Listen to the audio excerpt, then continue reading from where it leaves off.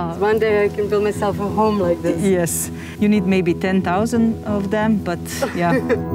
Earth-built or breathable houses are supposedly more eco-friendly to produce because they use readily available natural materials and building methods. Homes made from mud have been used for thousands of years, but could this back to basics method be a climate solution for the rest of the planet?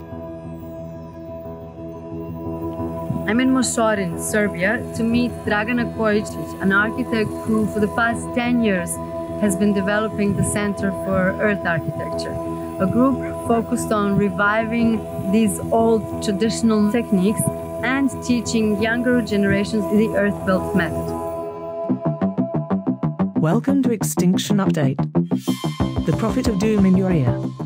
Did you realize that buildings alone account for almost 40% of all human greenhouse gas emissions in the world, and more than half of these come from our homes? But it's not all doom and gloom. The leader of a group of mud hut builders in Serbia has invited us on a tour of her crib made of mud. Make sure to wipe your feet on the way in.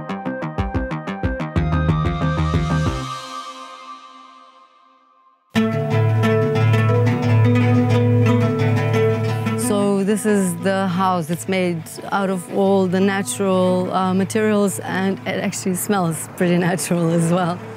Tell me a little bit first about this house. Yeah. It's a typical house from this region, from Vojvodina, but also from whole Pannonian region. Here in Vojvodina, we don't have rocks nor wood, so almost all the houses are made of earth. So everything we see here now is natural material. It's basically earth, straw. You have earthen walls, ceilings, floors, so almost everything was made of earth. And then part of the house is made of adobes. They are like small bricks, also sun-dried bricks. We had different people coming here and helping us do the works, just to show what we can do with earth. So what are we making now? We'll make an adobe. So you first need to wet your mold, put some sand. So sand. And normally you make 100 a day, one person does it. 100 a day of these? So, yeah, so it was a norm. Do you think I can lift it up now? Yes, of course.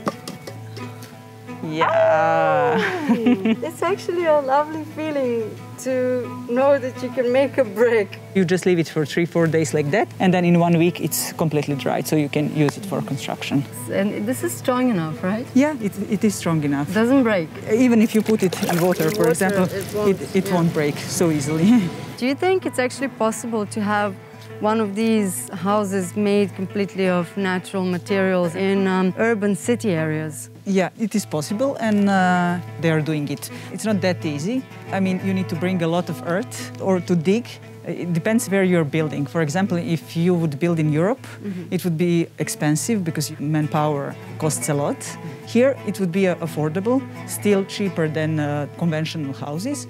We don't need to heat them a lot. You don't need air conditioning and so on. You would be saving on bills, basically. Yes. Let's go see inside.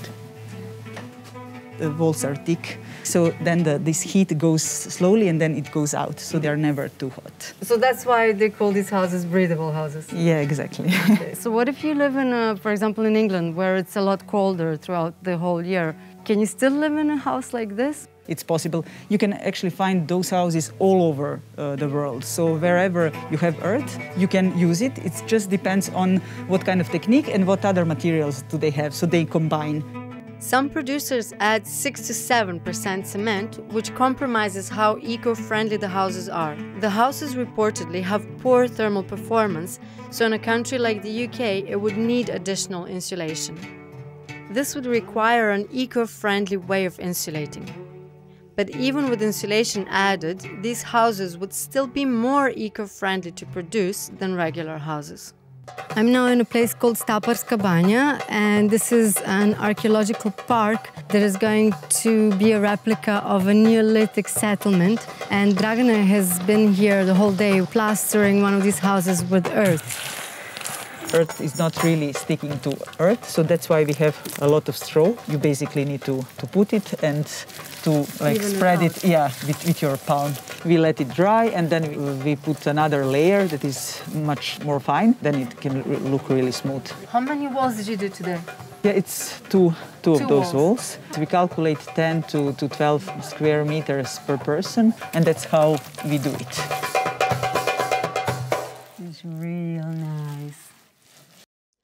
The eco-friendliness of these houses partially rests upon whether the builder is using locally available materials. It's still up for debate as to whether they could really be a climate solution because of issues with building them in all climates, whether they could be mass-produced, and if people don't mind getting their hands caked in mud. This is not your fault, but we need you to help the planet, to stop governments and big businesses acting like psychopaths, to consume less and teach more. So, if we survive, we'll see you on the right side of history.